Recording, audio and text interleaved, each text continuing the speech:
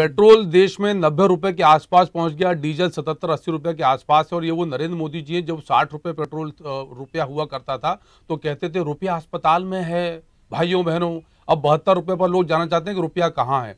Petrol diesel जब $120 प्रति barrel हुआ करता था और पेट्रोल जब 65-70 रुपए के आसपास पहुंचा तो देश में भारतीय जनता पार्टी विलाप करती थी कि केंद्र की सरकार जिम्मेदार है। और अब प्रवीण जी 1 मिनट दीजिए, कुछ तथ्य रखना चाहता हूं आपके सामने। आगे और रखेंगे मैं सिर्फ एक लाइन पूछूंगा आपसे, शांतिपूर्ण था बंद आज आपका पूरा? देखिए प्रवीण जी, कांग्रेस पार्टी गांधीवादी पार्टी है और हमारा आह्वान शुरू से दिल्ली से लेकर भोपाल तक यही था कि हमको सविनय आग्रह करना है लोगों से बंद के। 1 मिनट रोकूंगा आपको, जबलपुर चलेंगे। प्रतीक, आज गांधीवादी पार्टी का शांतिपूर्ण बंद था क्या जबलपुर में?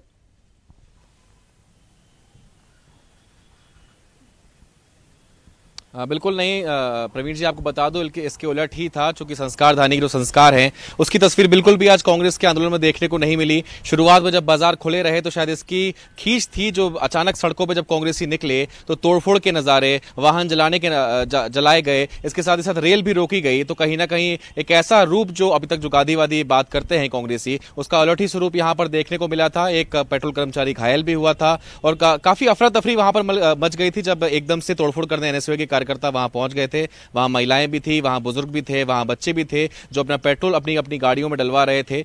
लेकिन इसी बीच अचानक जब एनएसयूआई कार्यकर्ता वहां आ धमके थे, बेसबॉल के डंडे लेकर के वो आए थे, तोड़फोड़ मचानी शुरू करी, कांच फोड़ दिए गए। इवन अगर आप बात करें पेट्रोल पंप में ज्वलनशील चीजें भी होती है, अगर एक चिंगारी उठी होती जो कि स्टील के जो बैरल्स थे उसे भी वो फेंक रहे थे। अगर आग या चिंगारी पकड़ लेती उस समय, चूंकि पेट्रोल भरा ही जा रहा था, नोजल एक गाड़ी में लगा ही हुआ था, ऐसे एक बड़ा हादसा भी हो सकता था। ये कौन गांधीवादी लोग थे ये जो तस्वीरें हम दिखा रहे हैं? प्रवीण जी, जो तस्वीरें मुझे सामने दिख रही हैं मैं उनको सर्वथा अनुचित मानता हूं और निश्चित रूप से गलत है। और यदि ये कांग्रेस पार्टी के कार्यकर्ता हैं तो मैं मध्य प्रदेश कांग्रेस कार्यकर्ता के जिम्मेदार पक्ष में क्षमा याचना करता हूं जिनको सबसे असुविधा हुई हो, क्योंकि कांग्रेस पार्टी का दिल्ली से आह्वान था, राहुल गांधी जी के निर्देश थे कि हमको गांधीवादी तरीके से सविनय लोगों से विनय पूर्वक आग्रह करना है। और यदि जैसा प्रतीक हमारे मित्र बता रहे हैं कि एनएसयूआई के कार्यकर्ता, तो निश्चित तौर पर एनएसयूआई के उन कार्यकर्ताओं की ओर से सबसे हाथ जोड़कर क्षमा मांगता हूं, क्योंकि कांग्रेस पार्टी के संस्कार हैं ही नहीं। और जिन्होंने इस प्रकार का कृत्य किया उनके खिलाफ कांग्रेस पार्टी में हम जरूर प्रत्यक्ष स्तर पर, ऊपर स्तर पर बातचीत करेंगे, उनके खिलाफ कार्रवाई करेंगे। प्रवीण जी, मैं आग्रह कर रहा था 1 मिनट का समय देने का। यदि आंकड़ों की बात करें कि जब केंद्र की सरकार थी, हमारी कांग्रेस की सरकार थी, तो उस समय कच्चे तेल की कीमत $120 प्रति बैरल थी।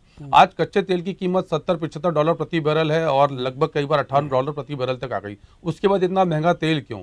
एक्साइज ड्यूटी पेट्रोल पर जो कांग्रेस के समय ₹9.48 थी, वो बढ़कर ₹19.48। डीजल पर एक्साइज ड्यूटी जो ₹3.33 थी, आज ₹15.64। यानी पेट्रोल पर 211% की वृद्धि, डीजल पर 433% की वृद्धि, वो भी तब जब कच्चे तेल की कीमत दुनिया भर के हिसाब से कम है। ठीक है, हालांकि ये आप देर से जाके ये सोशल मीडिया ने लगा दिया लोगों को, दूसरे मेहमान को जागे नहीं देर से ले लेते। प्रवीण जी, बराबर कांग्रेस पार्टी आपको याद होगा बैलगाड़ी यात्रा इसी भोपाल में निकाली कांग्रेस ने। महंगाई इतनी ज्यादा बढ़ा दी है, ये गुस्सा आम लोगों का है। ये पंकज जी कह रहा है कि उन्हें नहीं लग रहा कि कांग्रेसी होंगे तो वो माफी भी मांग रहे हैं, लेकिन कह रहा है कि इतना ज्यादा वजन डाल दिया आपने। प्रवीण जी, आज सुबह से तमाम चैनल सच्चाई को दिखा रहे हैं। तोड़फोड़, हिंसा, आगजनी, स्कूल की बसों पर पथराव, पेट्रोल पंप पर आगजनी, कहीं वाहन जलाने का, ट्रेन रोकने का काम, ये केवल मध्य प्रदेश में नहीं पूरे देश में। ये क्यों किया गया? अचानक से 10 तारीख का भारत बंद केवल पेट्रोलियम उत्पादों पर दाम बढ़ने के कारण नहीं। सच्चाई ये है कि सोनिया गांधी और राहुल गांधी जिस नेशनल हेराल्ड के मामले में फंसे हैं, उस पर आज दिल्ली हाईकोर्ट की सुनवाई थी। जो रीअसेसमेंट का फैसला था इनकम टैक्स का, उससे पूरे देश को छिपाने की कोशिश थी। और जो फैसला आया कि पेट्रोल की बढ़ी हुई कीमतों से लोग गदगद हैं क्या? इसीलिए तांडव किया गया। पेट्रोल की बढ़ी कीमतों से लोग खुश हैं क्या, गदगद हैं? मैंने कहा ना, मुद्दा शांति से उठ सकता था, पहले भी उठा सकते थे, लेकिन 10 तारीख को ये हिंसा करने की जरूरत क्या थी? आप ही के चैनल दिखा रहे थे 2 साल की बच्ची दुर्भाग्य से काल कबलित हो गई इनके बंद के चक्कर में। ये भले ही हंस लें, लेकिन आज कितने बच्चों के ऊपर किस प्रकार का कुठाराघात हुआ, कितनी बसें तोड़ी गई हैं, वाहन जलाए गए। ये हिंसा करने वाले लोग केवल इसलिए ताकि वो नेशनल हेराल्ड के मामले से जनता को छिपा सकें। आज फिर वो 60 लाख केवल इन्होंने इनकम टैक्स दिखाया था, वो 250 करोड़ के आसपास इनकम टैक्स था। वो मामला दिल्ली हाई कोर्ट में जनहित का मामला नहीं है, ये व्यक्ति का मामला है। नेता पर उंगली, व्यक्ति का, ये पब्लिक से जुड़ा हुआ मामला। बहुत ज्यादा लोगों का सरोकारी मामला। एक मिनट मकरंद की तरफ चले, प्रवीण जी उत्तर ले लीजिए, प्रवीण जी उत्तर, प्रवीण जी उत्तर, प्रवीण जी संक्षेप में, प्रवीण जी उत्तर ले लीजिए, प्रवीण जी मुझे भाजपा के बौद्धिक दिवालीपन पर तरस आता है।